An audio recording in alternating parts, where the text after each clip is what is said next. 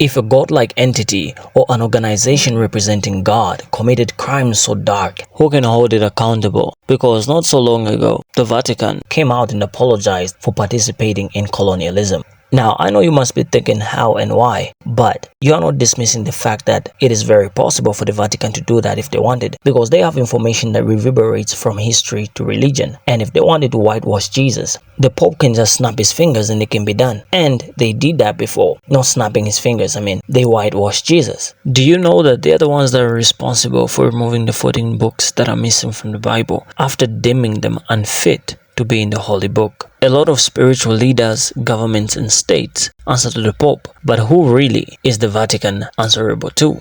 In today's video, we're going to be trying to answer this question, and also we're going to be having a discussion on how they participated in colonialism. What if I told you that the Vatican helped Europe colonize the world, that it justified European colonialism in the name of spreading Christianity?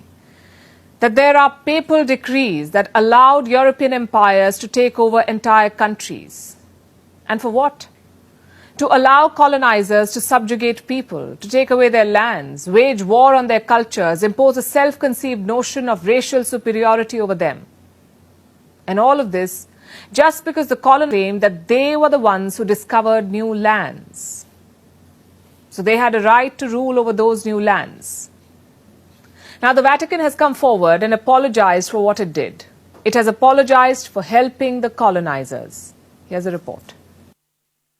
Have you heard something called the doctrine of discovery? It's Europe's version of finders, keepers. It's what European colonizers used to subjugate the world. The doctrine was cited by Europeans who discovered new lands.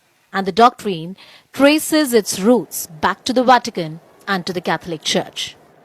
Now the Church has apologized for helping in their conquests. On Thursday, the Vatican issued an unprecedented statement. It officially apologized for its historical role in justifying colonialism by European powers. The Vatican said, "The Roman Catholic Church repudiates those concepts that fail to recognize the inherent human rights of indigenous peoples, including what has become known as the legal and political doctrine of discovery." It also declared that the doctrine is not part of the Christian's faith, but the Vatican is centuries late. The doctrine of discovery is a concept laid out in the so-called papal bulls. What are these? These are usually official statements from the head of the Catholic Church. That would be the Pope. So no less than the popes were involved in justifying European colonialism. Their decrees were used extensively in the conquest of Australia, Canada, New Zealand, Africa, and the United States. The colonizers claimed that they had the approval of the Church to have sovereignty, property, and commercial rights in lands they discovered. Here's an example.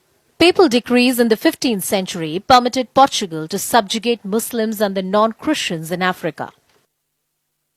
That's not even the ugliest part of these decrees. The Vatican was quite explicit when it came to who Europe could colonize. It could only be non-Christians. So colonialism was essentially used as a tool by the Vatican to spread Christianity across the world. And the colonized countries paid a huge price. Take Canada, for instance. Between the 19th and the 20th centuries, more than 150,000 indigenous children were taken hostage in Canada.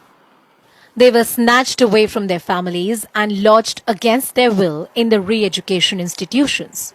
Here, they were subjected to unspeakable atrocities. They were physically assaulted and sexually. Many of them didn't survive. They were buried in mass graves that are still being discovered in Canada. Last year, Pope Francis visited Canada. He apologized to the indigenous people for what the Vatican put them through. In 2015 too, the Pope apologized for the Catholic Church's action in Bolivia.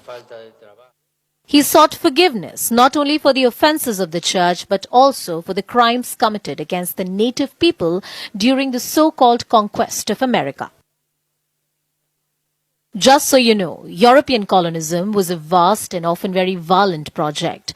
The whole world at some point or the other has been under the control of a European power. Look at the French Empire. It ruled over territory greater than the size of the Europe itself. Then there was the British Empire, the most notorious of them all.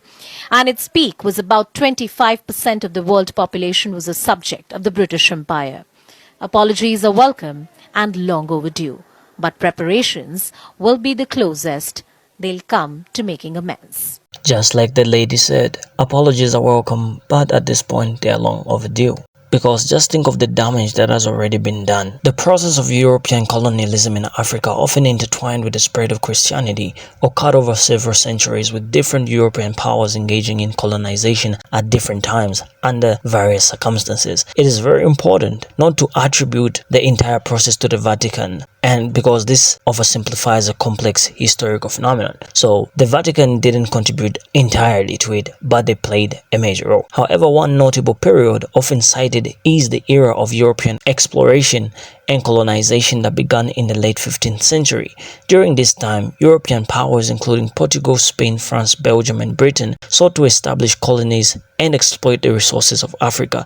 The spread of Christianity was often used as a justification or tool for colonization, but it was not solely orchestrated by the Vatican. So very important to note that Christianity wasn't spread in good faith. It was spread for the sole basis of conquering. For example, in the late 19th century, during the scramble for Africa, European powers competed for control over African territories.